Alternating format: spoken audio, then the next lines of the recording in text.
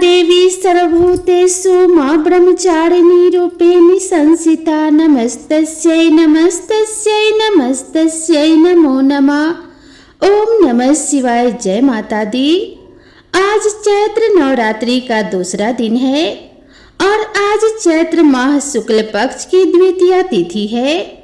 आज के दिन माता ब्रह्मचारिणी की व्रत कथा का श्रवण करने से लंबी आयु का आशीर्वाद प्राप्त होता है। श्रवणकर्ता को सभी प्रकार के सुख प्राप्त होते हैं और कार्यों में सफलता मिलती है। व्यक्ति को लक्ष्य की प्राप्ति होती है। त्याग, ब्रह्मचर्य, वैराग, तप जैसे गुण व्यक्ति में समाहित होते हैं।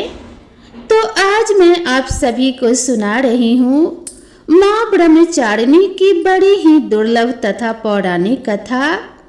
तो आप सभी भक्तगण इन कथाओं को बड़ी श्रद्धा तथा प्रसन्नचित मन से पूरा अवश्य सुनिएगा। ब्रह्मचारिणी देवी का स्वरूप पूर्ण ज्योतिर्मय एवं अत्यंत भव्य है। उनके दाहिने हाथ में जप की माला और बाएं हाथ में कमंडल रहता है। अपने पूर्व जन्म में जब यह हिमालय के घर पुत्री के रूप में उत्पन्न हुई थी, तब नारद जी के उपदेश से उन्होंने भगवान शंकर जी को पति के रूप में प्राप्त करने के लिए अत्यंत कठिन एवं घोर तपस्या की थी। इसी दुष्कर तपस्या के कारण उन्हें तपचारी अर्थात ब्रह्मचारिणी के नाम से समाहित किया गया। 1000 वर्ष उन्होंने केवल फल फूल खाकर व्यतीत किए थे। 100 वर्षों तक केवल साग निर्वाह किया था। कुछ दिनों तक कठिन उपवास रखते हुए खुले आकाश के नीचे वर्षा और धूप के भयानक कष्ट सहे। इस कठिन तपस्या के बाद 3000 वर्षों तक केवल जमीन पर टूटकर गिरे हुए बेल पत्र को खाकर वह भगवान शिव जी की आराधना करती रही। इसके बाद उन्होंने सूखे बेल पत्र को खाना भी छोड़ दिया। कई हजार वर्षों तक निर्जल और निराहार तपस्या करती रही। प्रिय भक्तगणों, पत्तों को भी खाना छोड़ देने के कारण उनका नाम अपर्णा भी पड़ गया। 1000 वर्षों की कठिन तपस्या के कारण ब्रह्मचारिणी देवी का यह पूर्व जन्म का शरीर एकदम क्षीण हो गया। वह अत्यंत कृशिका हो गई अर्थात सूख के कांटा हो गई। उनका शरीर पूरी तरह से सूख गया। उनकी यह दशा देखकर उनकी माता मैना रानी अत्यंत दुखी हो उठी। उन्होंने उसे उस कठिन तपस्या से विरत करने के लिए आवाज लगाई, उमा, अरे उमा। तब से देवी ब्रह्मचारिणी का पूर्व जन्म का नाम उमा भी पड़ गया था। उनकी इस तपस्या से तीनों लोकों में हाहाकार मच गया। देवता, ऋषि, सिद्धगण, मुनि सभी ब्रह्मचारिणी देवी की इस तपस्या को अभिभूतपूर्व बतलाते हुए उनकी सराहना करने लगे। अंत में पितामह ब्रह्मा जी ने आकाशवाणी के द्वारा उन्हें संबोधित करते हुए प्रसन्न स्वर में कहा कि हे देवी, आज तक किसी ने भी ऐसी कठोर तपस्या नहीं की थी। ऐसी तपस्या तुम्ही से संभव थी। तुम्हारे इस अलौकिक कृत्य की चतुर्दिक सराहना हो रही है। तुम्हारी मनोकामना अवश्य ही परिपूर्ण होगी। भगवान चंद्रमौली शिव जी तुम्हें पति के रूप में अवश्य प्राप्त होंगे। अब तुम तपस्या से विरत होकर घर लौट जाओ। शीघ्र ही तुम्हारे पिता तुम्हें बुलाने आ रहे हैं। प्रिय भक्तगणों, माँ ब्रह्मचारिणी के इस कठोर तपस्या को देखते हुए भगवान शिव जी ने कई बार उनकी परीक्षा भी ली। इस परीक्षा में देवी माँ उत्तीर्ण हुई और इससे प्रसन्न होकर महादेव भगवान भोलेनाथ ने माता ब्रह्मचारिणी को अपनी अर्धांगिनी स्वीकार किया, उन्हें आशीर्वाद दिया तथा उनसे विवाह किया।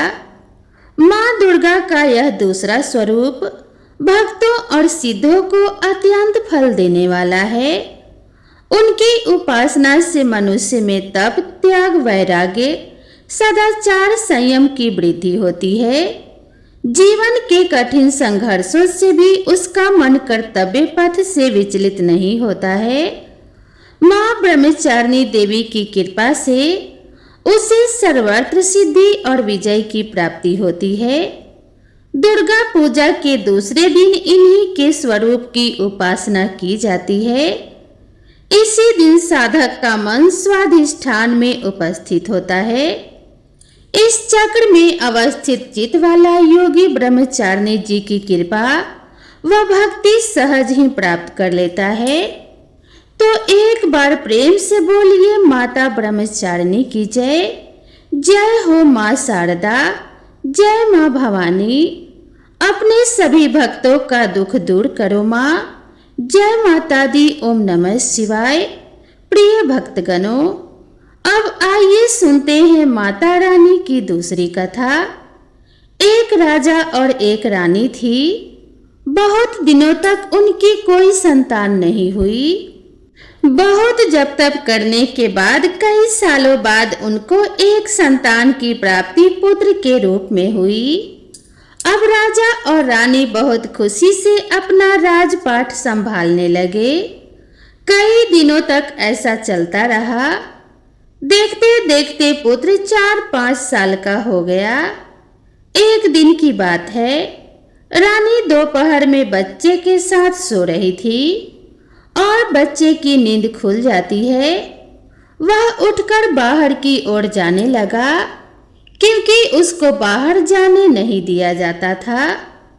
अपनी माँ को सोता देखकर उसके मन में बाहर जाकर अपनी उम्र के बच्चों के साथ खेलने की इच्छा हुई और वह छिपकर बाहर चला गया। वह खेलते खेलते बहुत दूर चला गया और वह किसी दूसरे गांव में जा पहुंचा। इधर जब रानी की नींद खुली तो वह अपने बच्चे को अपने पास ना देखकर बहुत हैरान हुई। फिर बच्चे की खोजबीन शुरू की गई। बहुत प्रयास करने के बाद भी सफलता हासिल नहीं हुई, अर्थात बच्चा उनको नहीं मिला। अब राजा रानी फिर से दुखी हो गए। अब वह बच्चा उस गांव में एक ग्वाले के घर पहुंचा तो ग्वाले ने उससे पता पूछा कि हे पुत्र, तुम कहाँ से आए हो? तो वह बच्चा अपने बारे में कुछ नहीं बता सका, क्योंकि अभी वह बहुत छोटा था। उसको कुछ पता नहीं था। वह केवल बच्चों के साथ खेलते खेलते दूर चला गया था। तो ग्वाला ने अपने पत्नी से कहा कि जब यह बच्चा अपना नाम नहीं बता पा रहा है तो इसको अपने पास रख लो। जैसे तुम्हारे 2 बच्चे हैं वैसे ही यह तीसरा भी रहेगा। अब इधर वह बालक ग्वाला के बच्चों के साथ घुल मिल कर खेलने लगा और कुछ दिन इसी तरह बीत भी गए। एक दिन ग्वाला की नजर उस बच्चे के हाथ पर पड़ी तो उसने देखा कि उसके हाथ में किसी का नाम लिखा हुआ है। वह बच्चे से पूछा, पुत्र, यह किसका नाम लिखा है? तो उस बच्चे ने कहा कि यह हमारे पिताजी का नाम लिखा है। तो ग्वाला ने कहा कि हम आपके पिताजी का नाम ढूंढते हुए आपके घर पर चलेंगे। अब देखिए, इधर जब राजा शिकार पर निकल जाते हैं तो रानी रोज अपने बच्चे को इधर उधर ढूंढती है, क्योंकि माँ का हृदय था। वह दिन भर तड़पती अपने बच्चे के याद में इधर उधर बाग बगीचे में देखती कि कहीं मेरे बच्चे का कोई संदेश आ जाए।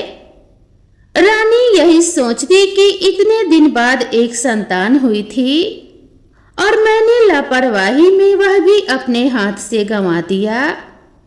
अब रानी एकदम निराश होकर एक गांव में पहुंची तो वहां उसने देखा कि कुछ औरतें मिलकर देवी माता की पूजा कर रही थी। रानी भी वहां जाकर बैठकर पूरी पूजा देखती है और पूजा के दौरान माता रानी की कथा को बहुत मन लगाकर सुनती है। पूजा खत्म हो जाने के बाद सारी सुहागनें रानी को प्रसाद देती है। तब रानी ने पूछा, बहन आप किसकी पूजा कर रही हैं? हमको भी बताइए। तब सभी सुहागिनों ने कहा कि हम माँ भवानी माँ दुर्गा की पूजा कर रहे हैं। माता बहुत ही दयालु है। यह अपने भक्तों के संकट को क्षण मात्र में दूर कर देती हैं। जो भक्त पूरी श्रद्धा से माँ का ध्यान करते हैं, उनकी मनोकामनाएं तुरंत पूरी हो जाती हैं। जब आपकी मनोकामनाएं पूरी हो जाएं, तो आप तुरंत देवी माँ की पूजा करिए। आप जो मन्नत मांगती हैं उसे पूरा करिए। मनोकामना पूर्ण होने के बाद माता रानी की पूजा तुरंत ही कर लेना चाहिए, उनको टालना नहीं चाहिए। तो रानी ने अपने मन में सोचा कि अगर माँ भवानी ने हमारा बच्चा सकुशल हमारे पास वापस पहुंचाया, तो हम भी इसी तरह से सभी सुहागिनों के साथ माता रानी की पूजा करेंगे। उधर रानी का यह मन्नत मानना हुआ कि इधर ग्वाला बच्चे को लेकर उसके पिता की तलाश में निकल पड़ा। वह कई जगह ढूंढते हुए काफी देर बाद गांव के किनारे पहुंचा तो एक व्यक्ति से पूछा कि भैया, इस नाम के व्यक्ति को क्या आप जानते हैं? तब उस आदमी ने बताया कि हाँ भैया, यह हमारे राजा का नाम है, उनका पुत्र खो गया है। यह क्या उन्हीं का पुत्र है? यह बताकर ग्वाला को घर का पता बताया। ग्वाला जब बच्चे को लेकर राजा के द्वार पहुंचा तो राजा रानी ने अपने बच्चे को देखकर लिपट लिपट कर रोने लगे और बार बार ग्वाले का धन्यवाद करने लगे। राजा ने पूछा कि भाई, मेरा बेटा आपने कहाँ पाया? तो ग्वाला ने कहा कि राजा साहब, यह बालक घूमते घूमते हमारे गांव आ पहुंचा था। तब हमने इससे इसका पता पूछा तो बालक कुछ न बता सका। एक दिन खेलते खेलते जब मेरी नजर इसके हाथ पड़ गई तो उसका नाम लिखा हुआ था और उसी नाम के सहारे हमने इसको आप तक पहुंचाया है। प्रिय भक्तगणों, रानी की खुशी का सीमा ना रहा।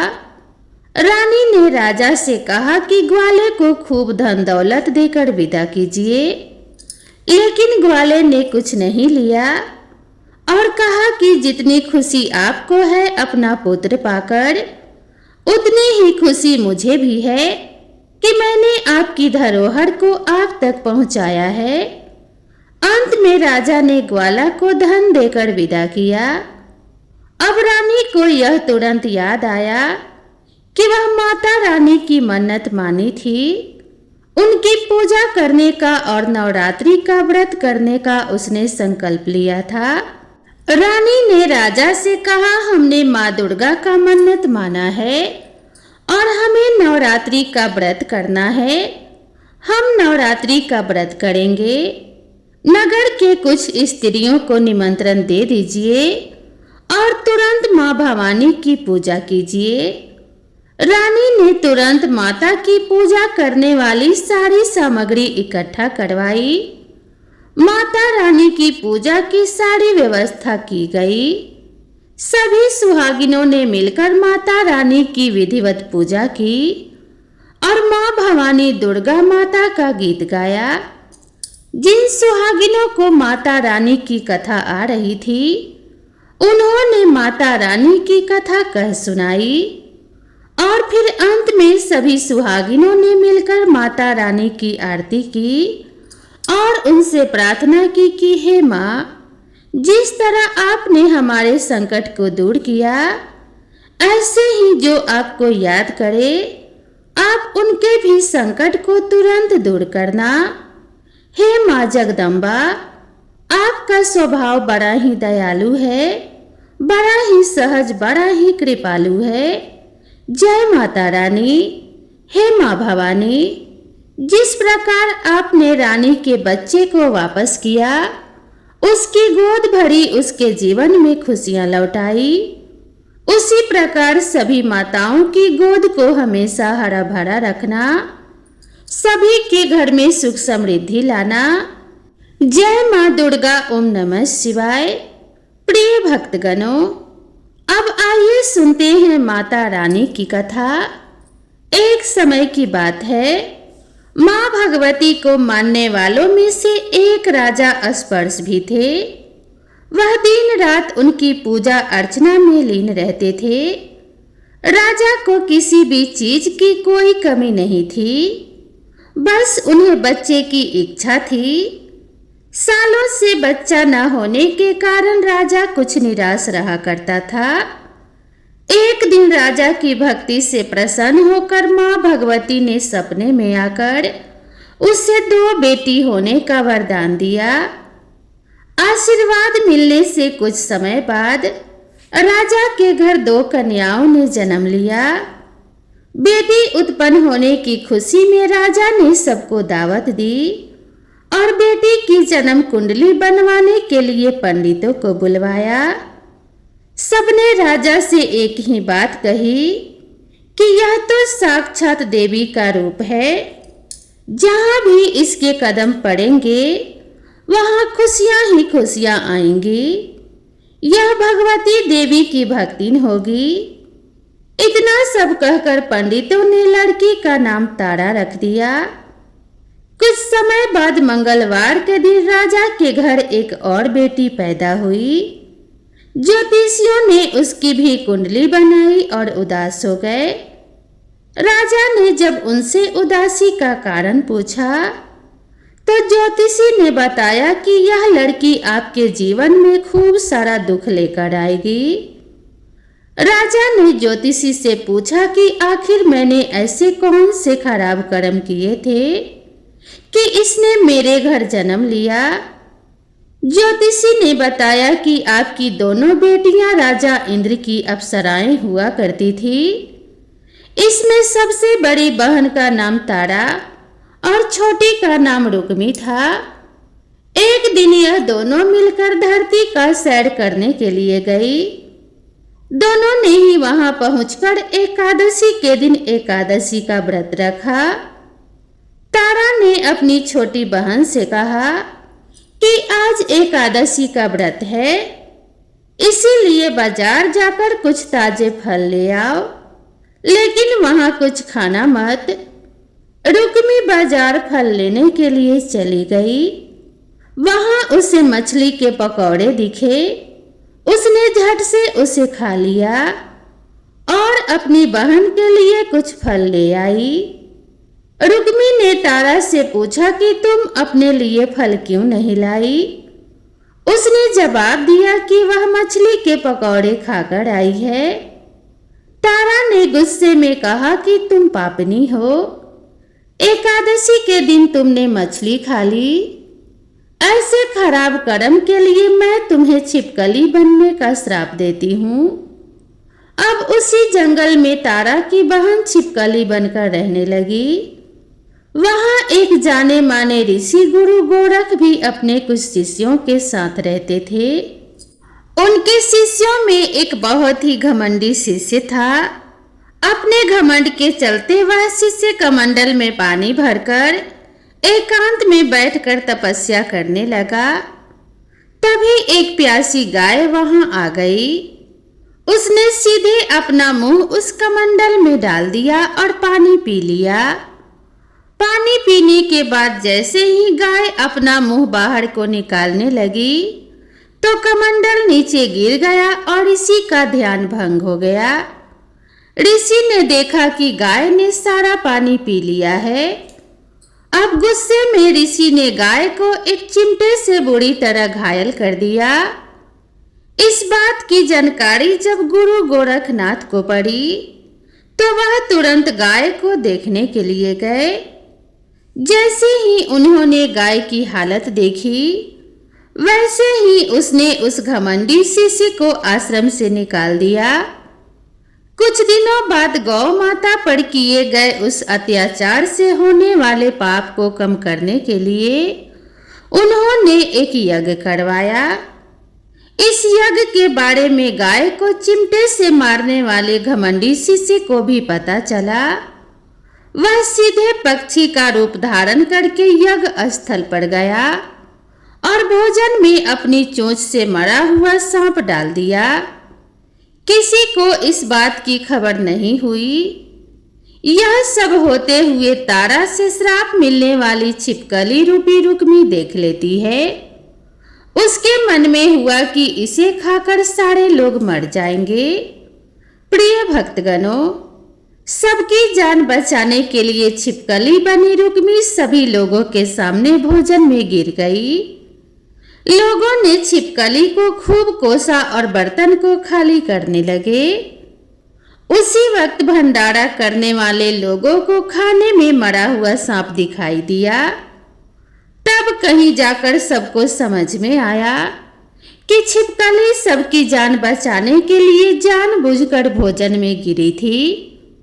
एक छिपकली होने के बावजूद भी इतने अच्छे विचार होने की वजह से यज्ञ में मौजूद सारे महत्वपूर्ण लोगों ने कहा कि हमें छिपकली की मुक्ति के लिए प्रार्थना करनी चाहिए।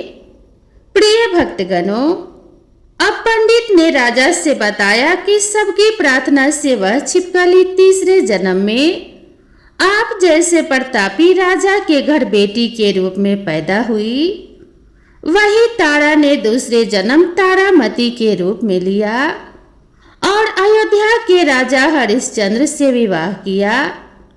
इतनी सब बातें कहने के बाद पंडितों ने राजा स्पर्श को रुक्मी को मारने की सलाह दी।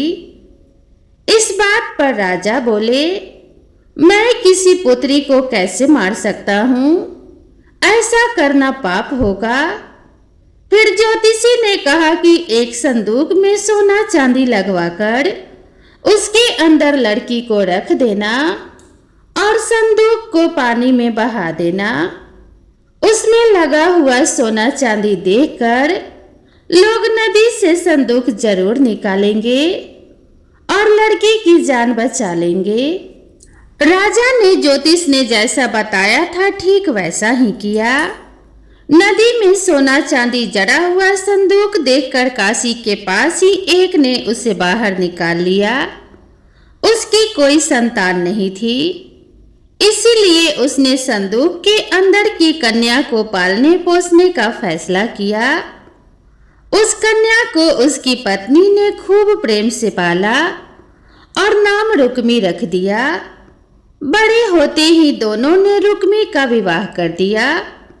रुक्मी की सासू माँ तारामती और राजा हरिश्चंद्र के महल में साफ सफाई का काम किया करते थे। कुछ दिनों बाद रुक्मी की सासू माँ बीमार हो गई, जिसकी जगह रुक्मी वहां काम करने लगी। तारामती ने उसे देखा और पुराने जन्म के पुण्य के कारण पहचान लिया और उसे कहा, तुम मेरे साथ बैठ जाओ। रुक्मी ने बोला कि मैं तो अभागिन हूँ, इसलिए आपके साथ नहीं बैठ सकती। तब तारामती ने उसे बताया, तुम पूर्व जन्म में मेरी ही बहन थी। तुमने एकादशी के दिन मछली खा ली थी, तो मैंने तुम्हें दंड देते हुए छिपकली बना दिया। अब तुम्हें दोबारा मनुष्य का जन्म मिला है, तो इस जन्म में माँ वैष्णव की पूजा करके पुण्य कमा लो। माँ की पूजा से तुम्हारी सारी इच्छाएं पूरी होंगी। तारामती की बात को सुनने के बाद रुक्मी माँ वैष्णव से एक बेटे के लिए प्रार्थना करती है और कहती है कि अगर उसकी मनोकामना पूरी हुई तो वह अपने घर में माँ वैष्णो देवी की पूजन और जागरण करवाएगी। प्रिय भक्तगणों, माँ वैष्णो देवी उसकी प्रार्थना सुन लेती हैं और उसे एक पुत्र दे देती हैं। पुत्र के प्राप्ति के बाद रुक्मी उसकी देखभाल और लाड़ दुलार में माँ वैष्णो देवी की पूजा करना भूल जाती है।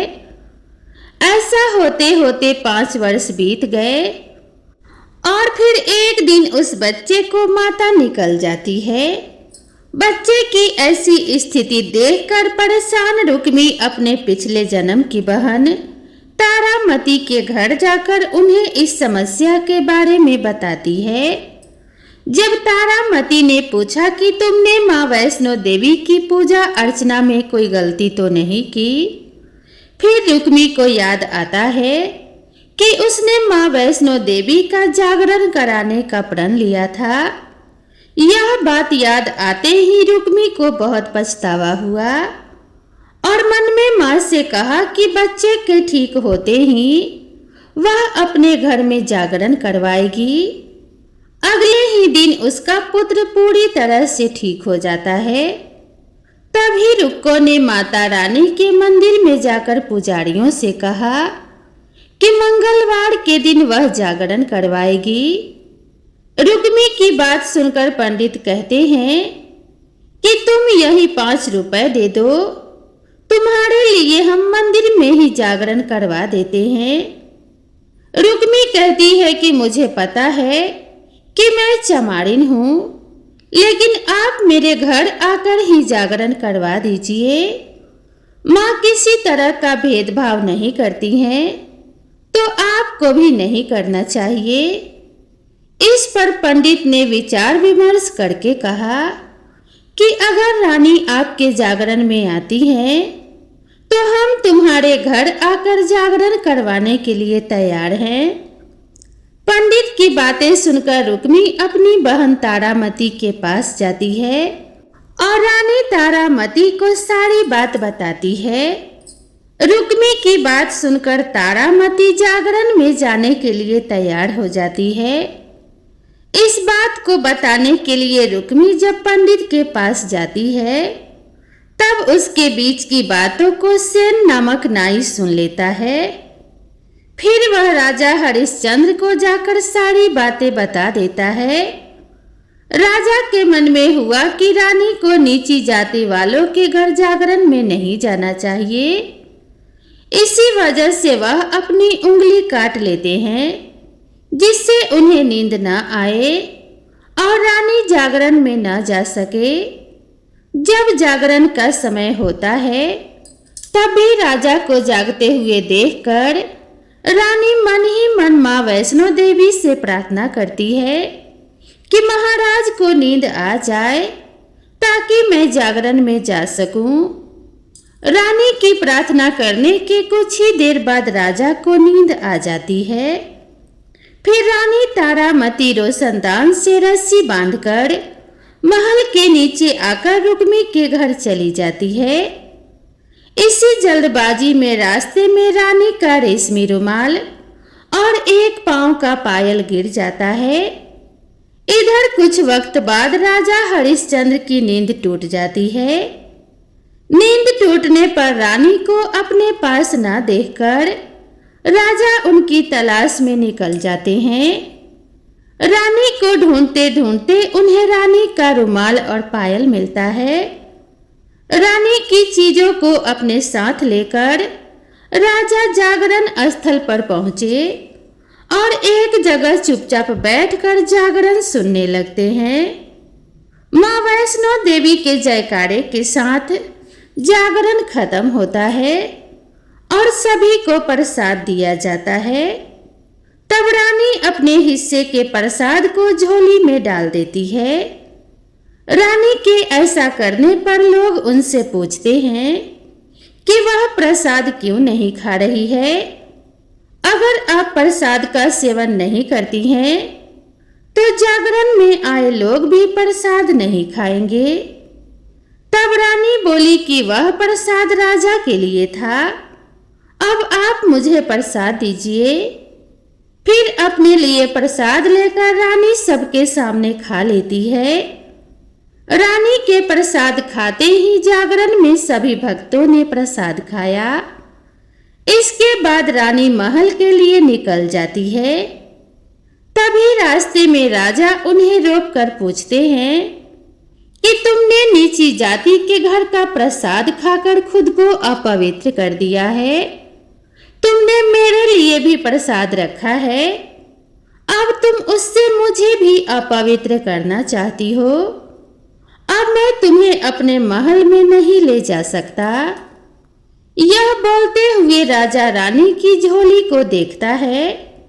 तब उन्हें प्रसाद की जगह गुलाब, चंपा, अनेक फूल और कच्चा चावल व सुपारी दिखाई देती है। इस चमत्कार को देखकर राजा हैरान हो जाते हैं। फिर राजा चुपचाप रानी को अपने साथ लेकर महल पहुंचे। वहां रानी बिना किसी चीज के राजा के सामने दीपक जलाकर राजा हरिश्चंद्र को हैरान कर देती है। फिर रानी बोली कि हे महाराज, माता के दर्शन करने के लिए बहुत बड़ा त्याग करना पड़ता है, इसीलिए आपको अपने बेटे रोहितास की बलि देनी होगी, तभी माँ दुर्गा आपको साक्षात दर्शन देंगी। यह सुनकर राजा के मन में माँ के दर्शन की इच्छा होने लगी, जिसके लिए राजा ने अपने पुत्र की बलि दे दी। बलि देने के बाद माँ दुर्गा शेर पर सवार होकर प्रकट हो जाती हैं। उन्हें देखकर राजा हरिश्चंद्र काफी खुश हो गए और माँ दुर्गा ने तुरंत राजा के बेटे को जीवित कर दिया। इस चमत्कार को देखकर राजा हरिश्चंद्र प्रसन्न हो गए। तभी राजा ने माँ की पूरी विधि विधान से पूजा करके उनसे अपनी गलतियों की क्षमा मांगी। माँ दुर्गा ने भी राजा को खुश रहने का आशीर्वाद दिया और वहां से अंतर्ध्यान हो गई। तब राजा ने रानी तारा से कहा कि मैं बहुत प्रसन्न हूँ कि आप मुझे पत्नी के रूप में मिली हैं। फिर राजा हरिश्चंद्र, तारा रानी और रुक्मी तीनों अपनी मनुष्य योनि से छुटकारा पाकर देवलोक में चले जाते हैं। तो एक बार प्रेम से बोलिए माँ दुर्गा भवानी की जय। जय माता दी। तो दोस्तों, मिलते हैं नवरात्रि के तीसरे दिन की कथा के साथ। तब तक माता रानी का प्रेम पूर्वक जयकारा लगाइए। माता रानी आप सभी के कष्टों को दूर करे, आपके जीवन में खुशियों का आगमन हो और माता रानी के आशीर्वाद से सफलता आपके कदम चूमे। सच्चाई के रास्ते से आप सभी के कदम कभी न डगमगाए। इसी कामना के साथ आप सभी से विदा लेते हैं। मिलते हैं इसी तरह की नेक्स्ट वीडियो में। तब तक आप सभी दोस्तों से निवेदन है कि अगर चैनल पर पहली बार आए हैं तो चैनल को सब्सक्राइब करना बिल्कुल ना भूलें। वीडियो पसंद आई हो तो वीडियो को एक लाइक जरूर करें। तो दोस्तों, मिलते हैं अगले पाठ और अगले अध्याय के साथ। तब तक के लिए राधे राधे।